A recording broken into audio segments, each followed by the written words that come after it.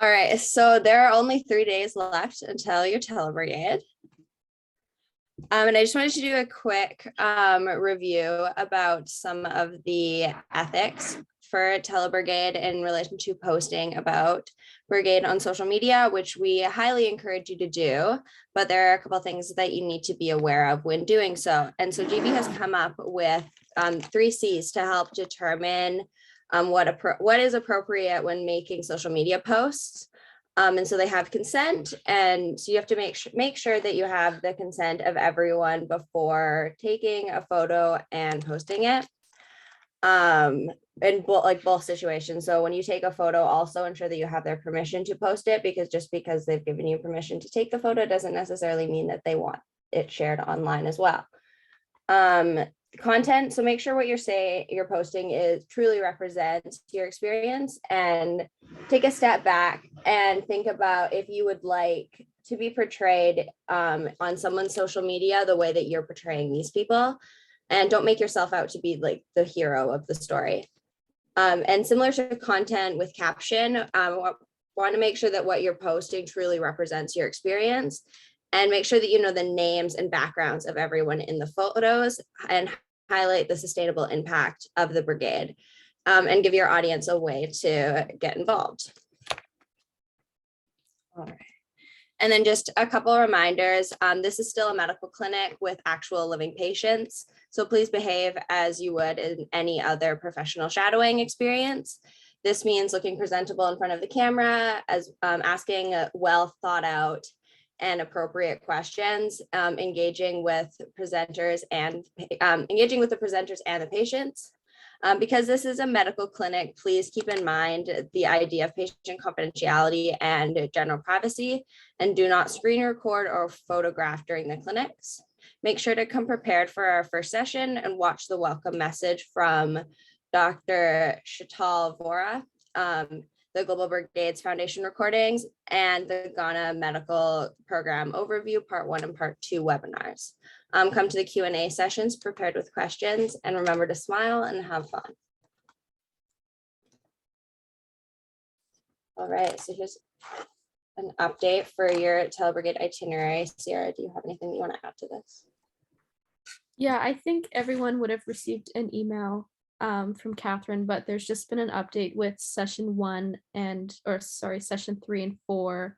They've been extended to 1.5 hours each, so we'll get a little bit more time with Q&A and in the clinic for, I think, the Greece sessions.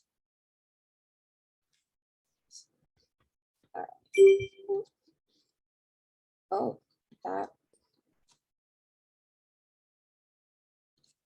Oh, this is different on mine. Sorry.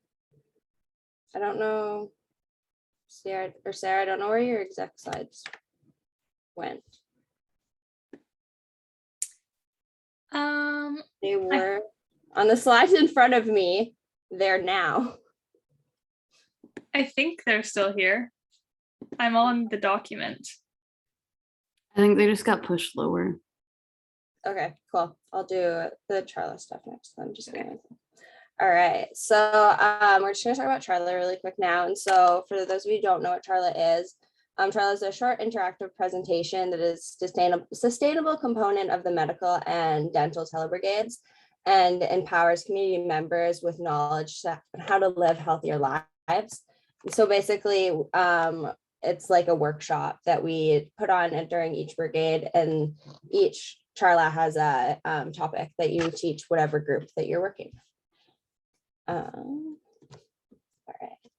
So for an in-person brigade, typically we do a germ skit, which is a skit that explains the idea of germs and the importance of hand washing.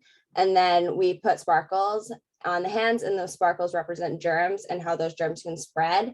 And then we have them wash their hands in the bucket of water until all the germs are gone. And then the other activity is we do the teeth brushing song and have kids learn how to brush their teeth. And they get a fluoride treatment as if they work at the dentist. All right. And then so for telebrigade Charla, your task will be educating children and adults at the Urban Clinic on nutrition and exercise. And you'll be doing this through a 5 to 10 minute educational workshop video, including a PowerPoint, skits, songs, dances, cartoons, posters, whatever. It needs to be interactive, creative, and fun, and it needs to be completely in Spanish. All right. And so here is the steps. I'm not going to read through all of this. If you'd like to read through it, the meeting slides will be posted in the minutes. But here's this one.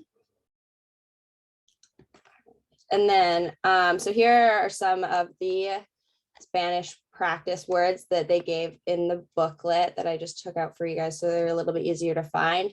Again, I'm not going to read through them all because no one wants to sit here and listen to me try and read through them all really poorly. And then I also highlighted some things to practice before telebrigade, things like introducing yourself in Spanish, just a couple key phrases that are just handy to know for the clinic settings and stuff. All right. There. Okay. So we are going to be starting to think about hiring for the next year's executive team. So that's not going to be until March that we're doing applications, but I just kind of wanted to put the word out there in advance so that people could start thinking about it. So we can go to the next slide. First of all, why would you join the team? You can build really great connections with some really awesome people. Everybody's really cool that you'll be working with. Both the execs and general members, you'll kind of get to, become closer with people. Larger contributions to all of the Global Brigades projects. So if you think you're really interested in the projects and you want to learn more and have a bigger part in it, this is a great opportunity to do so. Most of the exec roles, you get to be involved with all 3 of our chapters, which is really cool, and even learn about some of the chapters that we don't have at UVic. You gain amazing knowledge and experience. I can't even count the different skills that I've learned after being on the exec team for 2 years, and great experience, which I even listed at the bottom is an amazing way to diversify your resume. It looks really good on any like post-grad applications or job applications. It's just kind of a really unique piece of experience that not a lot of people have. There is the opportunity as well for higher Global Brigades positions as well. Some of them are paid. Nicole had one in the fall semester, so if you have any questions, I'm sure she would be happy to answer them. But yeah, there's just all kinds of different opportunities that they post about that the exec team would have priority over any of the general members. You get automatic gold level fundraising status, which is a pretty significant discount off of any future brigade that you would like to join. Mentorship from previous execs. So we start the whole process in March so that there's enough time to have full transitions with everybody before the summer. And most of the execs are expected to stick around for the summer until September to kind of help you transition smoothly into your role. And as well, most of us are very willing to, be able to be reached throughout the whole year next year if you have any questions. And yeah, good way to diversify your resume. It's a great thing to just kind of push you out of your comfort zone and try new skills as well. We'll go to the next slide. So this is the current structure that we have this year, and it kind of changes every so often.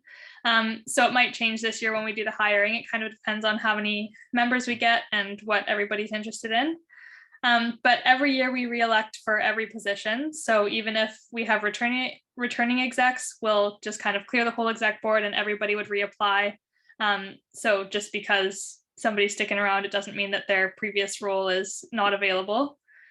Like I said, the deadline will be sometime in March for applications, and then we go through interviews, and then we'll do the selection sometime this spring. But anyways, here's the current structure. So the UVic campus chairperson is the person who's going to be directly in contact with Global Brigades Canada and the rest of the organization, and then kind of connect the organization to our campus here at UVic. Then we have a different president for each of the chapters. There's also the option to do co-presidents, which we had for engineering this year. They both really liked that option. It took a lot of the stress off their hands in case there was like a big deadline coming up that one of them didn't have as much time to prepare for or whatever. But basically the roles of the presidents is to plan and execute brigades or telebrigades, and recruit all the people. And that's probably one of the most interactive roles if you're like really set on one chapter, like say that you're really set on business. It's a really great opportunity to get to know all of the business people really closely, and it feels really cool to be able to be the leader of a brigade. External relations is going to be the person who's trying to do the most community outreach and find most of our donations. So for the medical brigades, we usually have to bring down toothbrushes, soaps, glasses, and all of that stuff. So the external relations chair would work closely with the medical president to source those, as well finding partnerships for our new chapters like business and engineering, because we don't have as many established as we would like to with those two. Organizing the volunteer nights like the ones that we've been having with Backpack Buddies, Soap for Hope, and all of that. Logistics chair is kind of a different one for you, Vic, and we didn't really have one this year, but it's really helpful to have one, especially if you're doing, 3 in-person brigades that are all traveling. But basically what we did for the logistics role is just took out a piece of the president's roles, and got somebody else to look over the flight booking, travel organization, all of the finances, helping with the grants, and then making sure everybody's on top of deadlines and payments. Communications chair, that was a new role this year, and I think we all agreed it was a really helpful one to have. So the communications chair kind of overlooked all of our social media and made the Instagram look as nice as it does. Reorganized our whole website so that it's more useful. Kind of all of that stuff to help basically make sure we have a good online presence, and also works very closely with external relations to make sure that we have the right resources to get those new partnerships and sponsors. Fundraising chair is pretty self-explanatory. You would basically plan and carry out fundraisers. And the education chair, that's what Shallon's doing here, basically leading all of the meetings and making sure that every member has the right resources that they need to plan and prepare for their brigade. We've also had in the past like a social chair that we kind of merged with the education chair this year to make sure that we have enough social events to make good connections with everybody. But yeah, so like I said, the roles can kind of change. Go to the next slide. So the application process is pretty simple.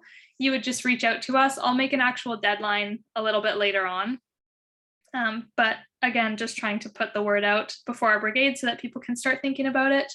But you would just email us indicating your top 3 role choices. Then we would offer everybody an interview. And then after everybody's had their interviews, then we would just go through those and select the applicants.